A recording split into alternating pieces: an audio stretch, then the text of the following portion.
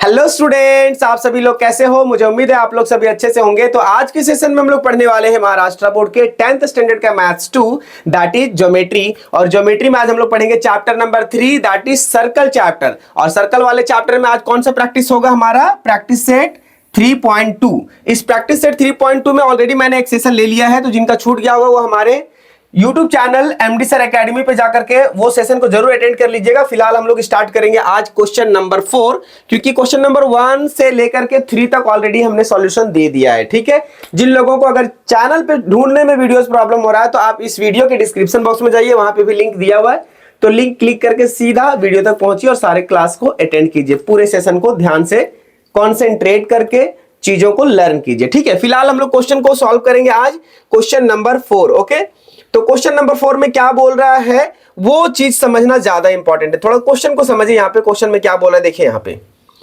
In figure 3.27 है ना, ये वाला फिगर देख रहे होंगे आप 3.27। The circle with centre P and Q, दो सर्कल है, एक सेंटर P है दूसरा Q है।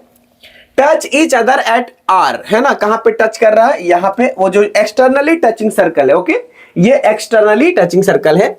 उसके बाद यहां देखिए, A line passing through R meets the circle at A and B, है ना, एक लाइन जो है वो R से पास कर रहा है और वो कहां पे मीट करता है, पॉइंट A पे और B पे। ठीक है, रिस्पेक्टिवली प्रूव दैट, 3 क्वेश्चंस दिए हुए हैं, 3 क्वेश्चंस, कितना 1 2 3, तीनों को सॉल्व करना है आपको। और क्वेश्चन बहुत जबरदस्त है, एकदम थोड़ा सा कॉन्सेप्चुअल है। तो आपको यहां पे क्या करना है मालूम है, ध्यान लगाना है, एकाग्रता आपका हटना नहीं चाहिए यहां से। देखिए क्वेश्चन 1 को हम लोग सॉल्व करना शुरू करते हैं। क्वेश्चन नंबर 1 जो सॉल्व करेंगे ना, बहुत इत्मीनान से और ध्यान से समझते जाइएगा। ठीक है, देखिए यहां पे आपको सबसे पहली बात जो है कि वो क्वेश्चन नंबर 1 में जो सॉल्व करना है दैट इज प्रूव दैट, जो आपको प्रूव करना है वो क्या करना है कि सेगमेंट एपी जो है वो पैरेलल है सेगमेंट बीक्यू का।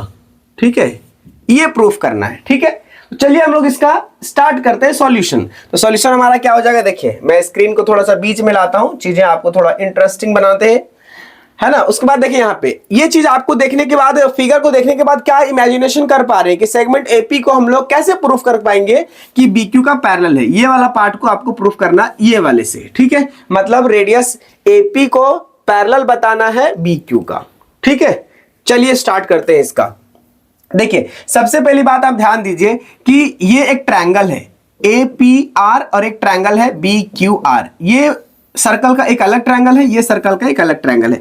लेकिन इन दोनों ट्रायंगल में आपको कॉमन चीजें क्या समझ में आ रहा है, कॉमन चीज एनालिसिस करना जरूरी है डायग्राम को, फिगर को, अदरवाइज आप क्वेश्चन को सॉल्व नहीं कर पाएंगे। ठीक है, ध्यान दीजिए ये जो PRQ जो है ना वो एक ही लाइन है, क्या है, एक ही लाइन है दोनों ट्रायंगल के लिए, है ना, दोनों ट्रायंगल के लिए। तो हम लोग यहां पे क्या लिखेंगे कि यहां पे PRQ जो है वो कॉलिनियर पॉइंट है बाय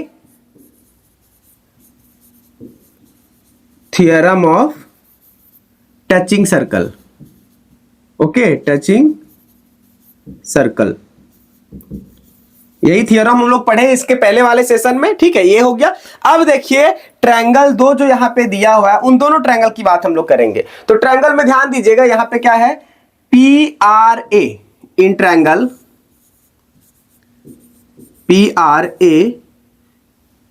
PRA ट्रायंगल में आपको यहां पे एक चीज देखने को मिल रहा है कि ये AP और PR दोनों रेडियस है, दोनों रेडियस है सेम सर्कल का। तो देयरफॉर यहां पे क्या हो जाएगा कि सेगमेंट AP जो है वो क्या है, कॉन्ग्रेंट है किसका, सेगमेंट PR का। ठीक है, सेगमेंट PR का। इसका रीजन क्या डालेंगे हम लोग, radii of the same circle, radii of the same circle.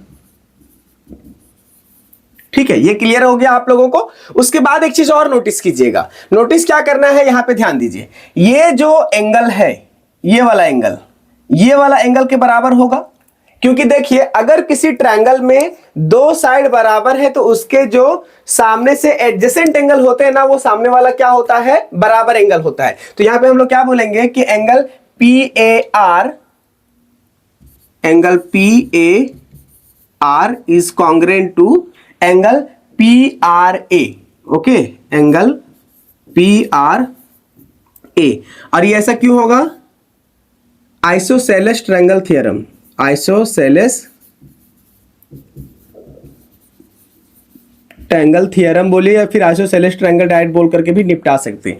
और इसको आप कंसीडर कर लीजिए 1 नंबर, ठीक है, ये हो गया। अब ये ट्रायंगल हो गया इस सर्कल छोटे वाले का। अब बड़े वाले सर्कल का हम लोग देखते हैं, तो फिर से वापस हम इसको क्लियर करते हैं, क्योंकि क्लियर रखना इसको जरूरी है, इसी पे पूरा चर्चा और काम होगा, ठीक है। In triangle BQR, in triangle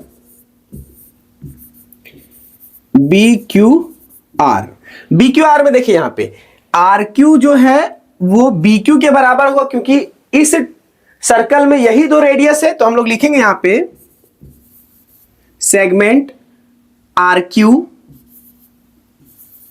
is congruent to segment BQ, segment BQ। ये ऐसा क्यों होगा? Radii of the same circle, है ना, radii of the same circle, ठीक है, ये हो गया। अब सेम सिचुएशन यहां पे भी देखिए, ये दो रेडियस जो है वो बराबर है, तो इसका मतलब ये एंगल और ये एंगल बराबर होगा। इसका मतलब क्या निकलता है कि BRQ, angle BRQ is congruent to angle, क्या हो जाएगा इसका, QBR, एंगल QBR, ये कॉन्ग्रेंट हो गया। अब ये क्यों होगा? देखिए as it is the same process यहां पे भी होगा, isosceles triangle theorem, isosceles triangle theorem, ठीक है, इसको आप सेकेंड मान लीजिए, ठीक है। अब आपको यहां पे और क्या चीज देखने को मिल रहा है, चलिए अब हम पूरा इमेज या डायग्राम बोल सकते हैं इसको, यहां से क्लियर कर दिए। अब थोड़ा सा ध्यान दीजिए कि ये वाला जो एंगल है, ये वाले के बराबर होगा, क्योंकि कभी भी जब ऐसा लाइन क्रॉस करता है तो ये सामने वाला एंगल जो होता है ना वो वर्टिकली अपोजिट होता है। तो सिमिलरली यहां पे देखिए ये लाइन ऐसा और एक ऐसा है, तो यहां पे क्या हो जाएगा? वर्टिकली अपोजिट एंगल हो जाएगा। क्या हो जाएगा? Vertically opposite angle. तो देयरफॉर हम लोग यहां से लिख सकते हैं एंड दूसरा क्या हो जाएगा हमारा, इसी ट्रायंगल में एंगल ARP या फिर PRA, angle PRA is congruent to angle यहां पे QRB हो जाएगा, एंगल QRB। यहां पे क्या हो जाएगा? Vertically opposite angle, vertically opposite को शॉर्ट में लिखते हैं और ये हो जाएगा हमारा एंगल, और इसको आप 3 नंबर कंसीडर कर लीजिए, ठीक है। अभी तो मामला कुछ आया नहीं है फिलहाल के लिए, लेकिन यहां पे हम लोग थोड़ा सा और आगे बढ़ेंगे। यहां पे देखिए कि इस जगह पे क्या हो गया कि ये एंगल और ये एंगल बराबर हो गया, ये एंगल और ये एंगल बराबर हो गया। अब समझिएगा कि अगर ये एंगल और ये एंगल बराबर है, इसका मतलब इस एंगल के बराबर ये वाला होगा, क्योंकि ये दोनों आइसोसेलेस की वजह से बराबर है और ये दोनों वर्टिकली अपोजिट एंगल है। तो ये बात क्लियर हो गया। तो इस सिचुएशन में हम लोग क्या करेंगे, ध्यान दीजिएगा थोड़ा सा और, कि ये एंगल जो होगा वो ये एंगल के बराबर होगा, ये एंगल बराबर होगा इसका। तो मतलब ये चारों एंगल जो है ना वो एक दूसरे का बराबर होगा, चारों एंगल एक दूसरे का बराबर होगा। तो फिलहाल हम लोग यहाँ पे क्या बोलेंगे, जैसे देखिए हम लोग कह सकते हैं डायरेक्टली कि angle PAB, therefore angle PAB कौन सा एंगल है? PAB, ये वाला है ना, ये वाला ऐसा, ठीक है। और फिर हम लोग बोल सकते हैं कि एंगल ये वाला ऐसा, ठीक है। तो मतलब यहां पे क्या बना रहा है? Alternate angle. तो हम लोग इस तरीके से क्या बोल सकते हैं? QBA, है ना, QBA is congruent to angle QBA। ऐसा क्यों होगा बताइए मुझे? फ्रॉम 1, 2 and 3, फ्रॉम 1, 2 and 3, ये तीनों कंडीशन की वजह से हमारा जो आ रहा है ये चौथा कंडीशन आया हुआ है, ठीक है। और अब एक्चुअल में देखिए कि जब ऑल्टरनेट एंगल बन रहा है, जैसे ऐसा ऐसा ऐसा बना ना, ये वाला और ये वाला, तो ऑल्टरनेट एंगल कब होता है ऐसा?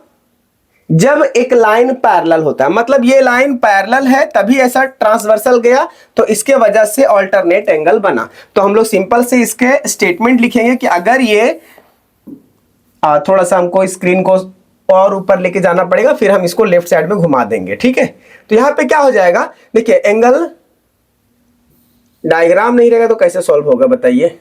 इसको एक बार वापस से हम क्लियर करते हैं। ठीक है, थोड़ा ध्यान दीजिएगा, आराम से इसको सॉल्व कर रहे हैं। यहां पर क्या बोल रहे हैं कि पी ए बी और क्यू बी ए, ये तो हो गया हमारा फ्रॉम 1 2 एंड 3।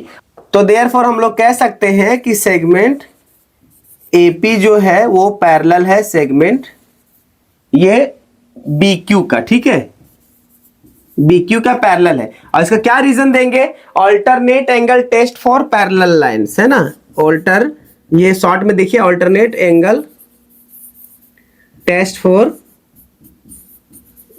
पैरेलल लाइंस, है ना। पैरेलल ऐसा कर सकते हो आप लोग, पैरेलल लाइंस, ये हो गया, क्योंकि स्टेटमेंट बहुत लंबा हो जा रहा है। तो ये चीज हम लोगों को प्रूफ हो गया कि ये जो सेगमेंट एपी है वो सेगमेंट बीक्यू का पैरेलल है। ठीक है, अब इसको हम लोग थोड़ा सा क्या करते हैं, मिनिमाइज कर देते हैं, फिर उसके बाद इसको बड़ा आंसर लिखेंगे, फिर वापस से मिनिमाइज करके वन सिंगल स्क्रीन में हम इसको कोशिश करेंगे आप लोग को स्क्रीनशॉट देने के लिए। ओके, तो थोड़ा सा आप लोग मेरे साथ कोऑपरेट कीजिएगा। ओके, फिर हम इसको आपको मैक्सिमाइज करके दे देंगे, फिर आप वहां से स्क्रीनशॉट ले लीजिएगा। फिलहाल हम लोग अब सॉल्व करते हैं क्वेश्चन नंबर 2 को। ठीक है, अभी क्वेश्चन नंबर 2 में समझिए जरा सा। क्वेश्चन नंबर 2 हमारा क्या बोल रहा है, देखिए ये कि ट्रायंगल एपीआर जो है, ट्रायंगल एपीआर जो है वो सिमिलर है ट्रायंगल आर क्यू बी का, आर क्यू बी का। ठीक है, तो ये चीजें आपको सिमिलर है वो आपको प्रूफ करना है। ठीक है, तो हम लोग इसको प्रूफ कैसे करेंगे, तो देखिए यहां पे क्या हो जाएगा, in triangle A P R and triangle R Q B, ये दोनों ट्रायंगल को सिमिलर है ये प्रूफ करना है। तो इन दोनों ट्रायंगल में क्या कंडीशन निकलता है हम लोग देखते हैं। तो यहां पे क्या आएगा, देखिए बहुत ही सिंपल है, बहुत सिंपल है ये। ठीक है, 2 स्टेप में ये बन जाएगा, ध्यान दीजिएगा। Angle P A R is congruent to angle Q R B. ठीक है, फिर दूसरा एंगल जो होगा यहां पे वो होगा angle P R A is congruent to angle Q B R. ठीक है, ये हो गया।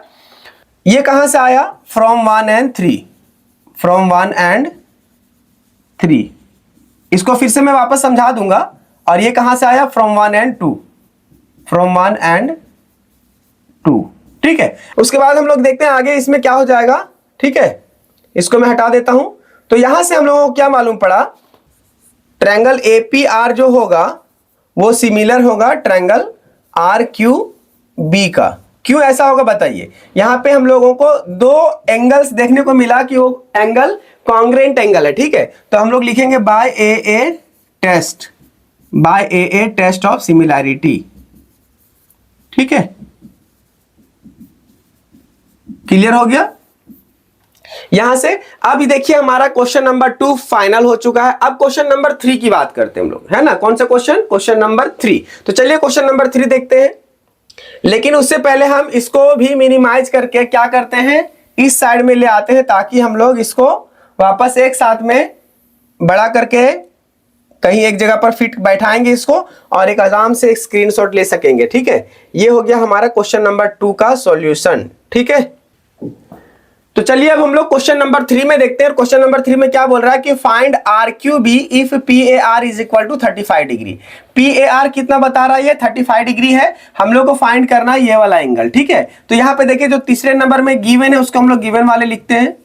तो गिवन में क्या लिखा है, एंगल पी ए आर जो है वो 35 डिग्री है। ठीक है, ये हो गया। अब समझिए कि हम लोग आर क्यू बी को कैसे फाइंड आउट करेंगे।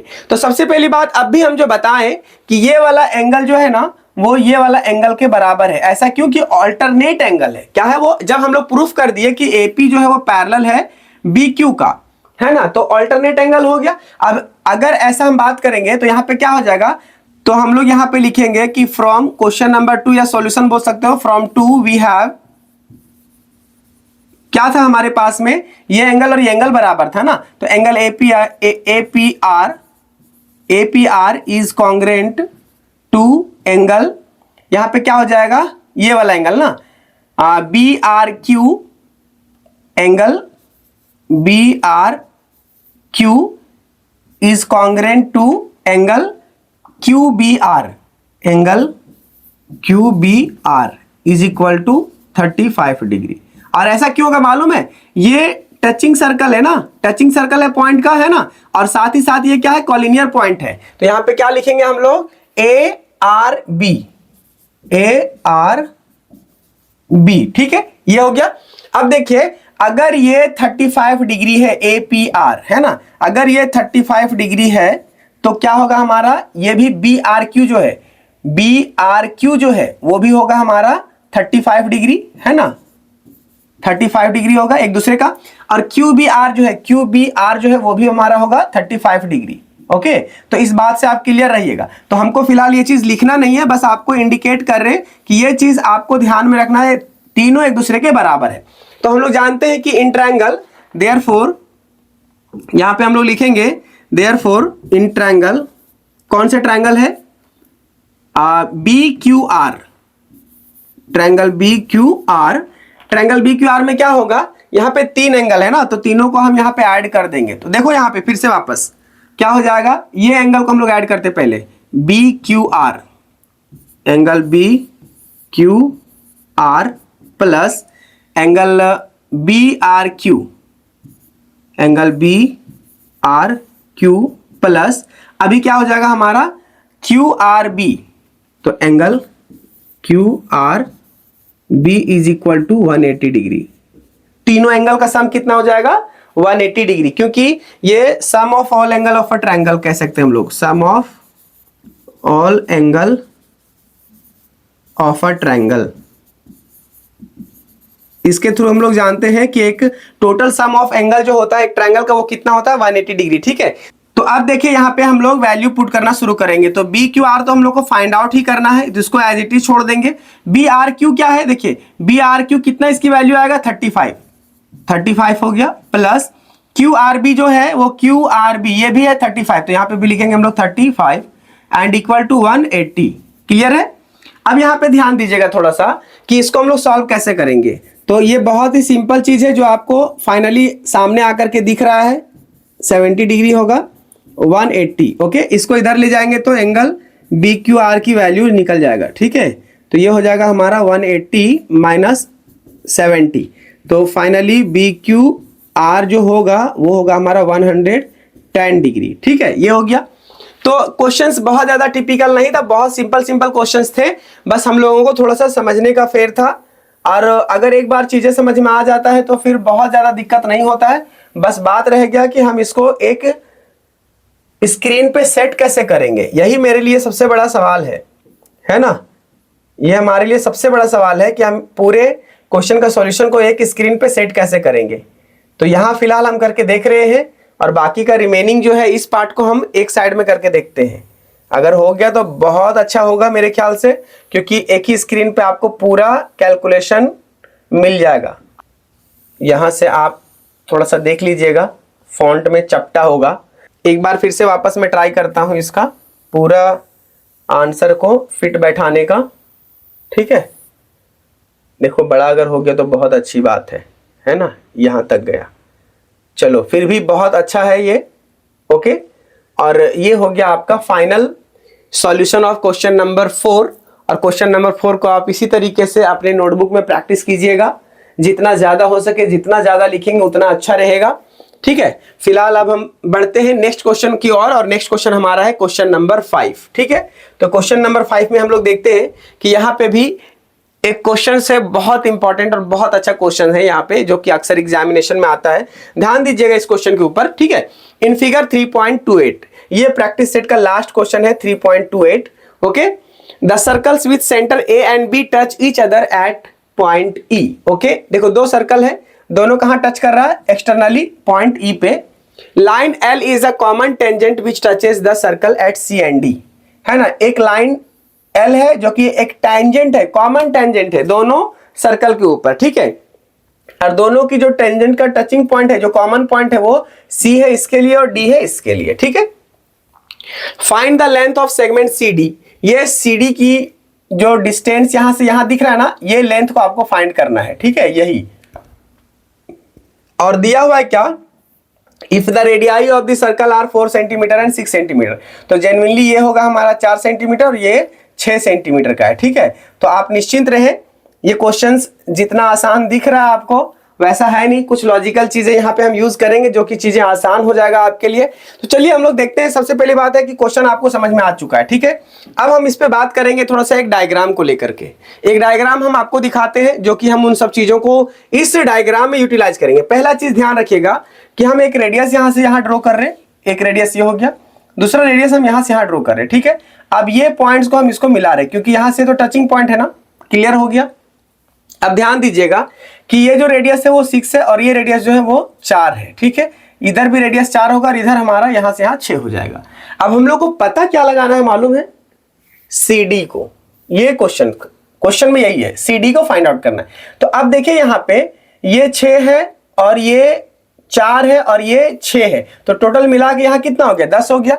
अब देखिए यहाँ पे एक चीज ध्यान रखिएगा कि कोई भी रेक्टेंगल अपोजिट इक्वल होता है। ठीक है, लेकिन यहाँ पे ऐसा कुछ है नहीं, इसका अपोजिट ये 4 है तो ये 6 है ना। अब इसका कितना मालूम नहीं, लेकिन इसका तो टोटल 10 है। तो सिंपल सा बात है कि एक भी अगर अल्टर निकल गया तो वो रेक्टेंगल नहीं होगा। तो इसको हम लोग कोशिश करेंगे कि इसको एक रेक्टेंगल बनाएं। इसको अगर हम ऐसे ड्रॉ करेंगे तो ये वाला पार्ट हमारा हो जाएगा 4 और इसको 90 डिग्री परपेंडिकुलर ड्रॉ करेंगे तो कितना हो जाएगा हमारा ये 4, और 4 हो जाने से हमारा क्या होगा, ये साइड और ये साइड बराबर हो जाएगा। अब ये साइड का हम लोग को नहीं पता कितना रहेगा, लेकिन इस साइड का भी नहीं पता, लेकिन हमको नीचे वाला पता रहेगा और ये वाला पता रहेगा कि 2 है ये और ये मिला के टोटल 10 है। ठीक है, तो फिलहाल अगर आप इतना मेरी बातों को समझ पा रहे होंगे तो समझ लीजिए कि ये क्वेश्चन आपको समझ में आ जाएगा। और अब हम सीधा स्टार्ट करते हैं कैलकुलेशन।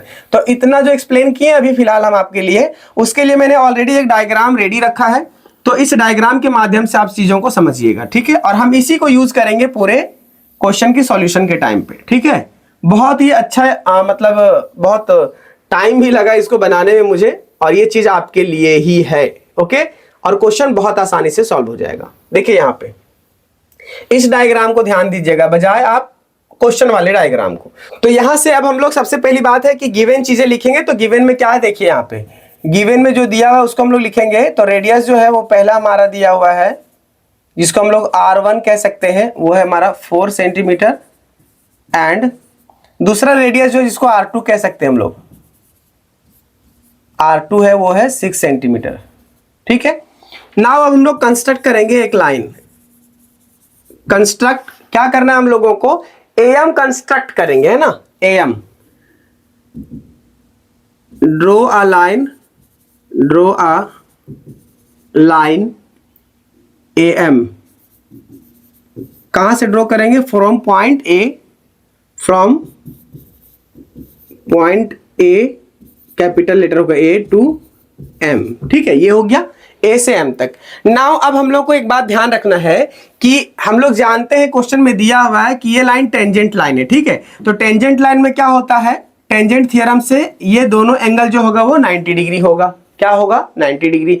अब यहां से भी हम लोग देख सकते हैं कि ये परपेंडिकुलर लाइन है, तो यहां पे हम लाइन जब ड्रॉ कर रहे हैं यहां से यहां, तो परपेंडिकुलर ड्रॉ कर रहे हैं तो ये भी 90 डिग्री होगा। तो हम लोग जानते हैं कि ये जो AMDC जो है ना, AMDC जो है वो क्या है, हियर जो डायग्राम बना वो डायग्राम क्या था, एक क्वाड्रिलेटरल बना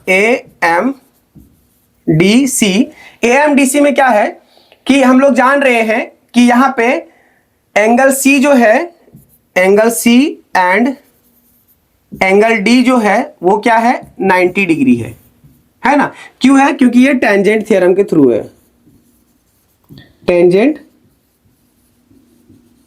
थ्योरम। ठीक है, बाय टेंजेंट थ्योरम। ओके, अब ध्यान दीजिए कि ये टेंजेंट थ्योरम के थ्रू है और हमने इसको यहां पे कंस्ट्रक्ट किया है परपेंडिकुलर। ठीक है, क्लियर हो गया। और कंस्ट्रक्शन जो हुआ है ना हमारा, वो इसके पैरेलल ड्रॉ किए, इसके पैरेलल ड्रॉ करने का मतलब ये होता है कि वहां की हाइट बराबर होता है, मतलब ये 4 है तो ये भी 4 है। अब यहां याद रखिएगा कि अगर ये 4 बचा है तो ये इधर नीचे BM जो है वो 2 रहेगा। ठीक है, तो आप ध्यान दीजिएगा एक चीज और कि हमारे पास यहाँ पे क्या चीजें आने वाला है। नाउ अब हम लोग लुकअप करते हैं यहाँ पे थोड़ा सा, इन क्वाड्रिलेटरल AMDC, यहां पे क्या हो जाएगा, angle A plus angle M plus angle D plus angle C is equal to 360 degree. ऐसा क्यों होगा बताइए मुझे। ऐसा इसलिए होगा क्योंकि एक क्वाड्रिलेटरल का सम कितना होता है, sum of all angle of a quadrilateral. Quadrilateral कितना होता है बताइए, 360 होता है ना, तो इसके लिए ये क्या हो जाएगा 360। अब यहां पे देखिए हम लोगों को एंगल ए की वैल्यू फाइंड करना है, तो एंगल ये एज इट इज रहेगा। अब यहां पे देखिए ये भी 90 डिग्री हम लोग ड्रॉ किए हैं, ये 90 डिग्री ऑलरेडी गिवन है और सी भी 90 डिग्री ऑलरेडी गिवन है, तो यहां पे हमारा हो गया ये 360 डिग्री। ठीक है, अब एंगल ए को हम लोग फाइंड करेंगे, तो 9 + 9 + 9 270 हो जाएगा ना, 270। यहाँ पे कितना आएगा 360। ठीक है, यहाँ पे angle A is equal to 360 minus 270, तो एंगल ए जो रहेगा वो क्या हो जाएगा 90 डिग्री।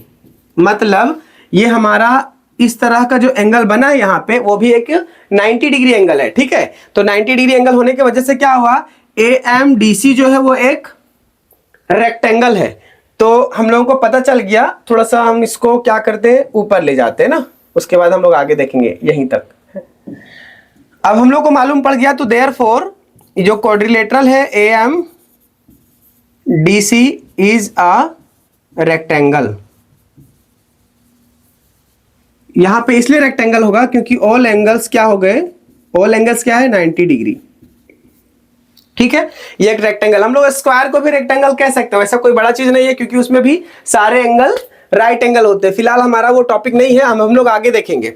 अब देखिए ध्यान से थोड़ा सा कि अब हम लोग एक्चुअल में BM की वैल्यू फाइंड करेंगे। तो यहां पे ध्यान दीजिएगा कि जो BD है ना, वो जो BD है, BD जो है वो क्या होगा, BM + DM होगा, BM + DM होगा। ठीक है, ऐसा क्यों होगा बताइए, ये कॉलिनियर पॉइंट है, तीनों स्ट्रेट लाइन पे गया ना, तो BMD हो जाएगा ऐसा, BMD। ठीक है, तो अब यहां पे देखिए BD की जो वैल्यू वो 6 हो गया, BM कितना, इसी को वैल्यू फाइंड करना है ना, BM और प्लस DM हमारा कितना है 4 है, तो 6 - 4 हो जाएगा इधर, और BM की वैल्यू कितना निकलेगा बोलिए 2 निकल जाएगा ना। तो ये हो गया हमारा BM की वैल्यू, ऑलरेडी मैंने मेंशन कर दिया था, बस कैलकुलेशन हम आपको बता रहे हैं। अब देखिए यहाँ पे BM की वैल्यू हमारा कितना आ गया, 2 आ गया, ऑलरेडी 2 है यहाँ पे। Now we will go with the questions solution, exactly what the question is demanding. तो हम लोग यहाँ पे देखो क्या करते हैं, पहली बात ध्यान रखिए कि उसको हम ऐसा ड्रॉ कर दिए, हो गया क्लियर हमारा। अब देखिए एक ट्रायंगल बना है AMB, हियर यहाँ पे क्या है, triangle AMB, AMB is a right angle triangle. वो ट्रायंगल कैसा है, राइट एंगल ट्रायंगल है। क्यों ऐसा, क्योंकि इधर 90 डिग्री है तो इधर भी 90 डिग्री होगा। अब हम थोड़ा, मेरे ख्याल से ऐसा लग रहा है कि इसको क्लियर थोड़ा रखना जरूरी है। ठीक है, अब क्लियर कैसे करेंगे बताइए, बहुत लेंदी हो गया है ना चीजें, ध्यान दीजिएगा, इसमें कोई चांसेस है नहीं क्योंकि मेरा हैंडमेड फिगर है ये। ठीक है, इसके लिए प्रॉब्लम होगा। अब यहां से थोड़ा समझना है कि ये ट्रायंगल ABM जो है, इस ट्रायंगल में राइट एंगल ट्रायंगल हम लोग को क्लियर हो गया।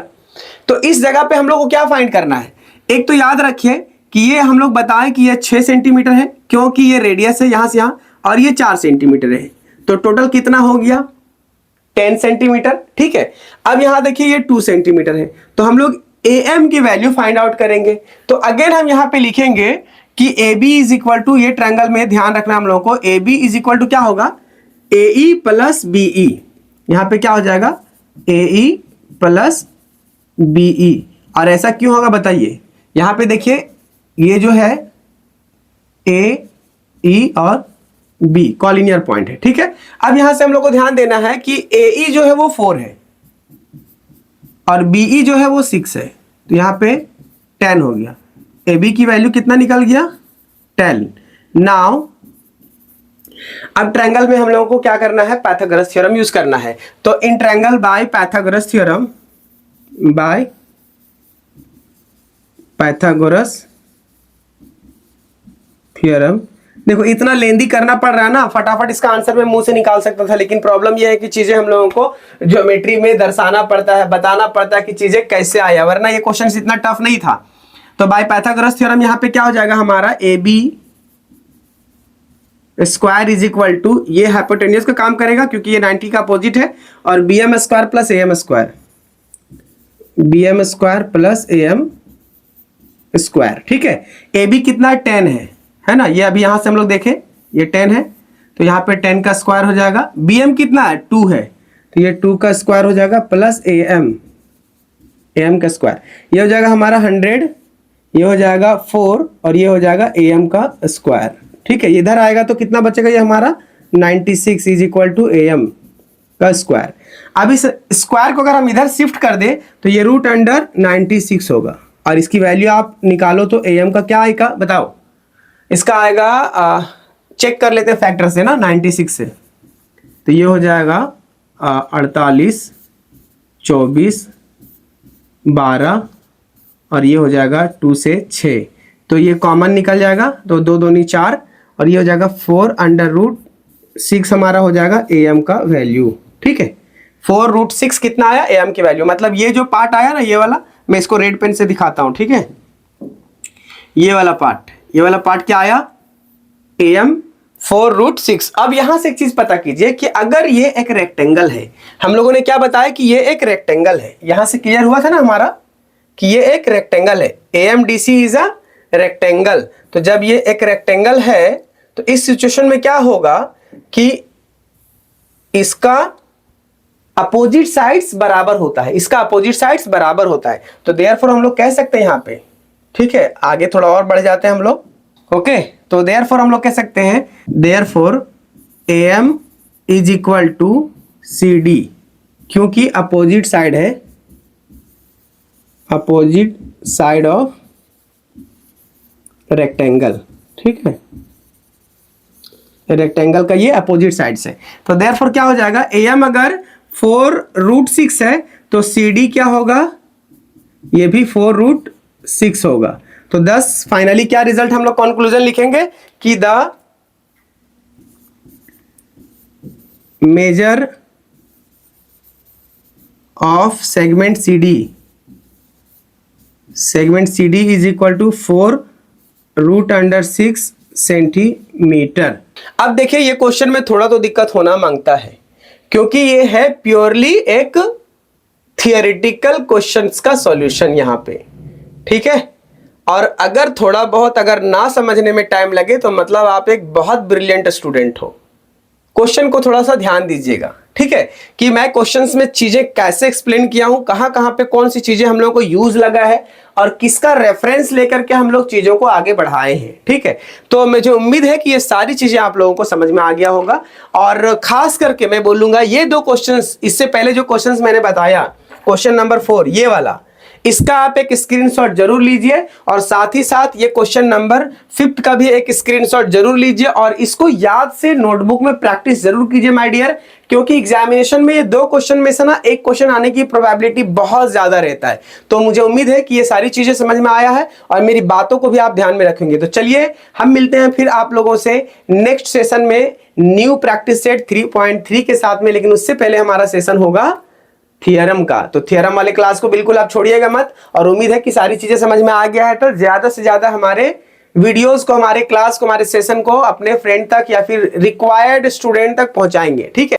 तो चलिए हम आप लोगों से मिलते हैं न्यू एपिसोड में, तब तक अपना ख्याल रखिए। जय हिंद, जय भारत।